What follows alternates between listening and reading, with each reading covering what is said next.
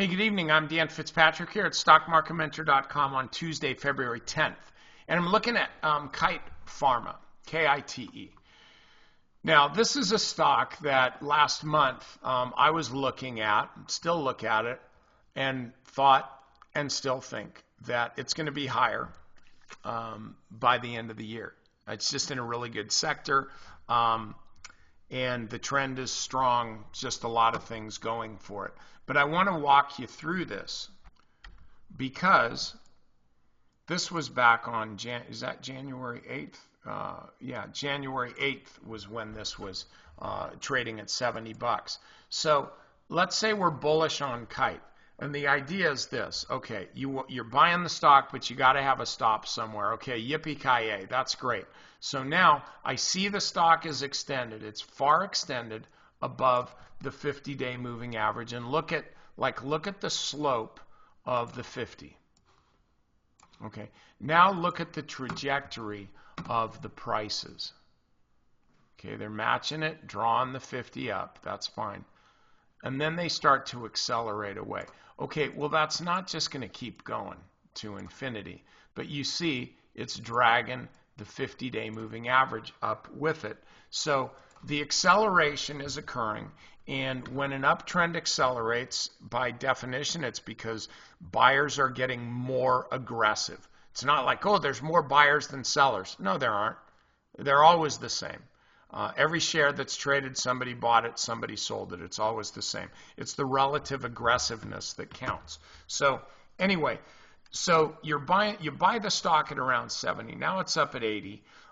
What's your trade? You in it for the long haul or the short term? Well, let's say you have a risk set at, say, 70 bucks. If the stock falls below 70 bucks, I don't want to play anymore. Okay, so it keeps going. Now maybe you're raising the stop. Maybe you're just still sticking it at 70. It's up even more. Okay, wow, this is really big. Okay, well, crap, that's a bummer. So the stock had been in a big trajectory higher, and then you saw a big, huge pullback here, like a really nasty pullback. This tells you, and by the way, you're not stopped out yet, but this tells you, and I don't even have to look at the news. It doesn't matter. This tells you high volume, massive dumpage. That's institutional selling.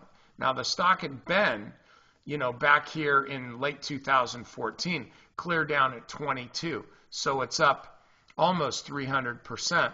Well, so you got to figure these big firms, that have been long the stock for a while, they're happy to sell. They don't even care if the stock dumps that much. They're out of there. They're liquidating. Well, when that happens, the support for the stock is just gone. You're not going to see somebody after this kind of move, unless it was from, say, a rumor or something. You're not going to see this kind of move just suddenly, magically, boom, go reverse the other way. It just doesn't happen. Not a big move like this. So here, you know that that trade is over. It's going lower. Okay. Next day, golly gee, it doesn't. But ultimately, it goes lower. So this was actually your first tell, and it was more like a yell because it was so obvious. But oversold bounce. Okay. I can't predict that stuff. Nobody really can. But what I'm showing you is that once this move is over, this is done. But what is it that's done? Okay, the uptrend still works. It's just that this acceleration isn't working. So, now the stock's back at the 50-day or at the 20-day moving average where it was bouncing before. So I want to buy then. No, you don't. Right now, there's no reason to buy because you see the stock still going down. Also, when the stock was hitting the 20 here, when it was hitting it back here, and certainly here, that trend, look at the 50-day moving average, it was pretty much on par with that. But after the acceleration, this kind of blew through resistance. So this is different. This is a pullback that needs to pull back some more. You don't just want to buy it. So then what happens? You still don't want to buy it. You still don't want to buy it. It's still under distribution. Looking at that, when was that? That was last week. Now it's getting interesting. Okay, this is where it was today. Now what I've done here, you know, it's easy to take a walk down memory lane and say, you know, woulda, coulda, shoulda. But what I'm saying is this was a big, massive sell-off. The stock had to work its way down to a point where you could make a case technically for buying it. I will make that case right now.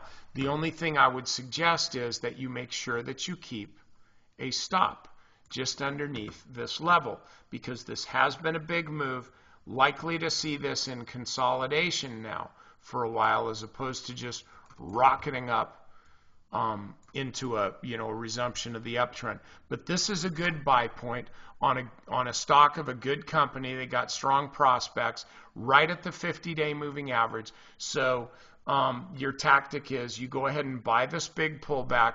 You just don't give it a whole lot of room. Don't keep it on a long leash, and you're going to be fine here.